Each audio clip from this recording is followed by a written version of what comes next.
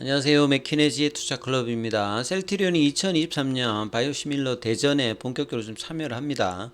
자, 주가는 이번 주 20일 이평선 일단 다시 회복하면서 지지 흐름이 나왔는데요. 다음 주 투자 전략까지 한번 살펴보도록 하겠습니다. 먼저 차트를 통해서 한번 살펴보도록 하겠습니다. 자, 셀트리온 같은 경우에는 시장은 뭐 굉장히 강한 흐름들을 코스피 쪽에 보여주고 있는데 1월 초 대비해서 한 5% 정도의 흐름이 나왔기 때문에 시장보다도 굉장히 지금 떨어지는 어떤 흐름들을 보여주고 있는데요. 자, 그래도 이제 20일 이평선을 어제 회복하고 오늘도 지지 흐름이 나오면서 밑꼬리가 나오면서 16만 6,800원대 호가 흐름이 이제 좀 바뀌었기 때문에 지금은 이제 100원씩 움직입니다. 이전에는 한 500원씩 움직이다가 지금은 이제 100원씩 일단 움직이고요. 시간의 가격이 이제 16만 6,900원, 100원 정도 올라 있는 상태고요. 공매도 매매 비중 자체는 전일보다 좀 줄어서 4.35%, 그리고 수급은 이제 어제하고는 좀 다르게 오늘은 기관하고 외국인들이 양매수가 일단 좀 들어왔습니다. 그리고 이제 장중에도 보시게 되면 프로그램 쪽은 이제 큰 이제 뭐 매도 물량은 나오지는 않았는데요. 그래서 장중이 이제 분봉상으로 보면 3분봉으로 보시면 16만 7천 원대 좀 갔다가 이제 그걸 좀 유지는 못했는데 결과적으로는 계속 이제 거래량 자체가 그대도 어제보다는 좀 증가를 해서 이제 17만 원대 정도였던 라운드는 그 가격권들이 이제 볼린저 밴드 상단에 있는 가격들이 이 추세대로 좀 올라가면 다음 주에는 좀 넘어갈 수 있는 어떤 기대감들 21선 좀 지지를 받으면서 셀트리온이 항상 작년에도 보면 21선 지지를 거의 받지를 못했습니다. 그래서 21선 지지를 제대로 받지를 못하고 지금 하다 보니까 주가가 지속적으로 뭐 박스권이라든지 계속 이제 힘없이 흘러나가는 어떤 흐름들을 보여줬는데요. 10월 달부터 계속 이제 이런 흐름들을 유지를 못했어요.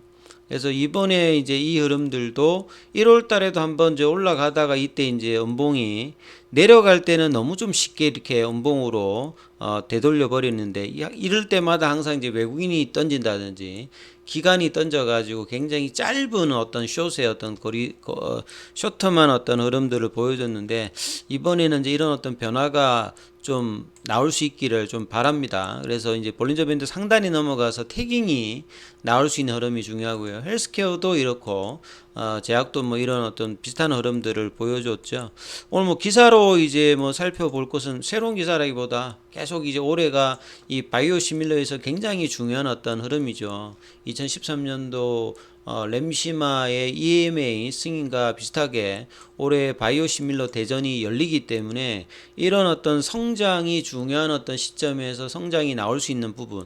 근데 이제 경쟁도 이제 예전하고는 많이 좀 다르죠. 그 당시에는 항체 바이오시밀러가 나오면 후발주자 나오는데 거의 뭐 한 1년 반 이상이 걸렸다든지 이런데 지금은 거의 뭐 퍼스트 무브가 시장에 출시되면 6개월 이내에 후속 주자들이 다 들어오거든요. 그만큼 경쟁이 치열하기 때문에 이런 부분들을 얼마만큼 경쟁이 있게 극복하느냐, 그리고 그러한 부분들을 실적으로 연결시킬 수 있느냐, 이런 어떤 기업의 어떤 비즈니스 구조라든지 경쟁력이 굉장히 중요한 어떤 입장의 바이오 시밀러가 업체들 간의 흐름이 일어나고 있다. 그리고 이제 올해는 이 글로벌 블록버스터 의약품 다수가 미국 쪽에서 세계 최대 이제 제약 시장이고 가장 고가로 받을 수 있는 것이고 그만큼 FDA 승인이 좀 쉽지는 않고 그만큼 시장의 어떤 점유율도 확보하기가 좀 쉽지는 않습니다만 그 부분을 좀 선점한다면 기업의 어떤 가치의 어떤 증가가 될 수 있는 지점이니까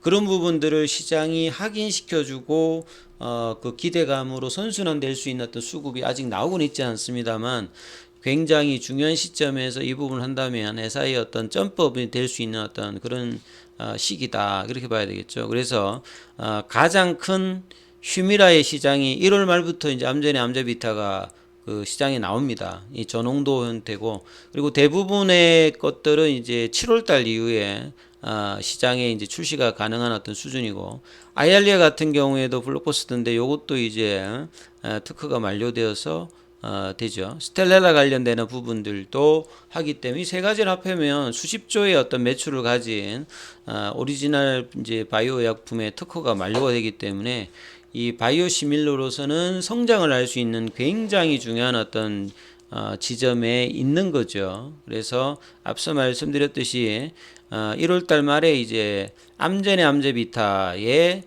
첫 번째 시작으로 이제 과연 이제 휴미라의 바이오시밀러 시장이 열리는데요. 자, 이 휴미라는 2021년도 기준으로 27조고 미국에서만 뭐 한 21조 이상의 캐파를 가지니까 어마어마하죠. 그래서 여기에서 이제 5%나 10%를 차지함에 따라서 국내 이제 바이오시밀러 뭐 셀트리온 입장에서는 매출이 기존의 더블도 나올 수 있는 어떤 그런 어떤 가능성을 가지고 있는 겁니다. 자, 바이오시밀러는 오리지널 바이오 의약품과 똑같이 못 만드니까 보통 이제 이 합성 의약품 같은 경우에는 이제 제네릭이라고 하죠. 근데 바이오 의약품 같은 경우에는 살아있는 세포를 이제 배양해서 만드는 단백질 의약품이니까 시밀러라는 어떤 이제 칭호를 붙이죠. 그만큼 이 제작하는 과정 자체도 힘들고 대량 생산해서 균질한 어떤 제품의 특성을 유지하는 것들이 굉장히 어렵고 돈도 많이 좀 투자를 해야 되는 어떤 비즈니스 구조입니다. 그래서 셀트리온이 FB와 이제 특허 합의를 하고 7월 이후부터 유플라이마에 대한 판매를 목표로 하고 있는데 아직까지 허가를 못 받았어요. 그래서 1분기니까 지금 2월달, 3월달 이내에 이 어떤 흐름이 나온다면 주가에는 좀 긍정적인 흐름을 볼 수 있겠죠. 그리고 경쟁력으로는 휴미라의 어떤 미국 시장의 처방 비율이 고농도가 거의 8이고 저농도가 1인데 셀트리온의 유플라이마가 이제 고농도 제형으로 진출을 준비하고 있죠. 그래서 고농도를 한다는 말 자체는 투약량이라든지 횟수가 작으니까 그만큼 뭐 비용이라든지 환자 편의가 좋을 수 있는 부분이겠죠. 그리고 이제 아이알리아 같은 경우에도 6월 달에 특허가 만료가 돼요. 이 아이알리아 같은 경우는 한 13조 정도의 어떤 규모를 가지고 있고, 그 다음에 이제 존슨앤존슨의 그 자회사죠. 얀센의 이제 자가 면역 질환제 2차 이제 치료제라고 보시면 되는데, 스텔라 같은 경우에도 특허가 올해 만료되죠. 그래서 셀트리온 같은 경우에는 이 아이알리아라든지 스텔라 관련되는 부분에서도 계속 이제 진행을 하고 있고요. 내년도 내후년도에도 이 자가 면역 질환제 뭐 심지아라든지 솔리라스라든지 이런 것들의 미국 특허 만료가 계속되기 때문에 이 미국 시장에서는 셀트리온이 최근에 헬스케어의 어떤 직판을 통해서 이 구조를 가격을 좀 낮출 수 있다. 경쟁이 심하니까 이런 부분을 감안하더라도 직판에서 어느 정도 이제 캐파를 만들고 점유율을 확장한다면 퀀텀 점프를 할 수 있는 그런 가능성이 어떤 시점이 이제 올해 내년 이렇게 펼쳐지는 거죠. 그래서 여기 어떤 준비와 경쟁력을 얼마나 갖추느냐 이게 굉장히 좀 중요하다 보실 수 있습니다. 그래서 바이오시밀러 업계는 시장을 선점한 어떤 소수 업체가 시장을 나눠갔습니다. 그래서 후발주자들이 이제 뭐 하위권에서는 진입을 해도 이렇게 성과가 많이 안 나올 수도 있고 그만큼 경쟁이 치열합니다만 기존에 보였던 셀트리온 어떤 경쟁력이 퍼스트 무브가 아닌 상태에서라도 이 어떤 직판 그리고 어떤 제형의 어떤 변경 그리고 어떤 특성들을 좀 갖추면서 경쟁력을 얼마만큼 이제 미국 시장에서 본격적으로 내느냐가 램시마이스시라든지 그 다음에 이제 뭐 이 유플라이마 아이알리아 스텔라 관련되는 부분에서 이제 결과를 좀 볼 수 있으니까 이 부분을 상당히 이제 주목하면서 올해 내년을 좀 바라봐야 되겠죠. 그리고 지금 해외 사이트에서 제가 이제 2021년도 기준으로 이 뭐 매출 관련되는 부분 한번 쭉 한 상위 한 50개 기업들 한번 뽑아봤는데요. 1등은 화이자예요. 화이자 같은 경우에는 이제 뭐 퉁치면 한 80조 이상 정도 매출을 내는데요. 시가총액은 좀 재밌는 게 에브비가 지금 보면 그 하이자보다는 한 20% 정도 이렇게 아래에 어떤 매출이 있는데 시가총액은 더 큽니다.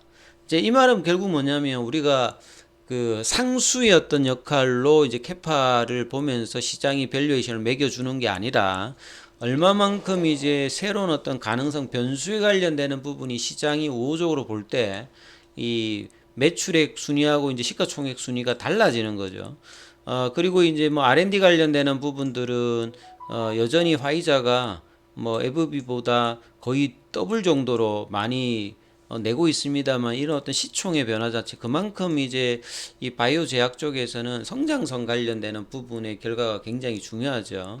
그래서 뭐 22건의 바이엘 같은 경우에는 시가총액 자체가 여기는 뭐 250조 이상, 거의 뭐 300조에 가까운 어떤 시가총액을 보여주는데, 22의 바이엘 같은 경우에는 뭐 FB 정도의 한 2분의 1 정도 안 되죠. 근데 시가총액으로 보시게 되면 한 뭐 60조 정도니까 굉장히 이제 폭이 떨어집니다. 예.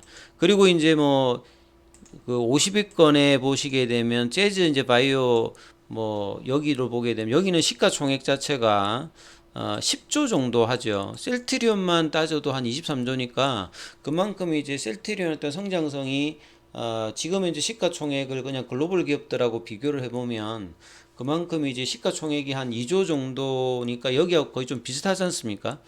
예, 요 정도 어떤 수준인데, 이제 시가총액은 여기는 매출액 대비해서 한 3배 이상 정도를 받는다고 하면, 그 셀트리온이 이제 지금 이제 퍼 레이시 자체가 국내에서 비교하면 조금 이제 뭐 작지는 않습니다만, 그 성장성을 어떻게 이제 반영하냐에 따라서 시가총액은 굉장히 이제 멀티플이 올라갈 수 있는 어떤 부분이 있는 거죠. 그래서 이제 이런 흐름들의 매출액과 직접적으로 이제 합니다만, 그 변수가 어떻게 작용하에 따라서 주가 흐름들이 달라지기 때문에 올해 내년에서 이 매출이 증가되는 어떤 폭보다 이제 미국 시장에서 어떤 제대로 된 어떤 부분의 대응과 이 성장의 어떤 기대감이 나올 때 주가가 이렇게 올라갈 수 있는 어떤 흐름들을 보일 수가 있거든요. 그래서 이런 흐름들을 과연 시장에 보여줄 만큼 셀트리온이 좀 보여주느냐, 그런 차원에서 이제 또 이 3, 4병 관련되는 부분에 어떤 적절한 어떤 이 발표까지만 나온다라고 하면, 주가가 이제 장기적으로 어떤 바닥권에 1년 가까이 있었던 이 흐름들에서 이 벗어날 수 있는 어떤 계기가 올해를 뭐 나올 수 있는 가능성이 좀 있는 상황이죠. 그래서 시장은 이제 이 부분들을 뭐 수급상으로 반영하고 있지 않습니다만, 충분히 이제 포텐셜한 어떤 부분들이 있기 때문에, 자, 이런 부분들을 빠른 속도로 지금 뭐 올라가지는 못하고 있습니다만, 점진적으로 이제 그 과정에 좀 도달할 수 있는 어떤 흐름이 나오지 않을까 이렇게 생각합니다. 그래서 다음 주에는 이 볼린저 밴드 상단까지 흐름이 나올 수 있는 흐름을 좀 판단하는 흐름으로 투자 대응 전략 삼아 보시기 바라겠습니다. 여기까지 하겠습니다.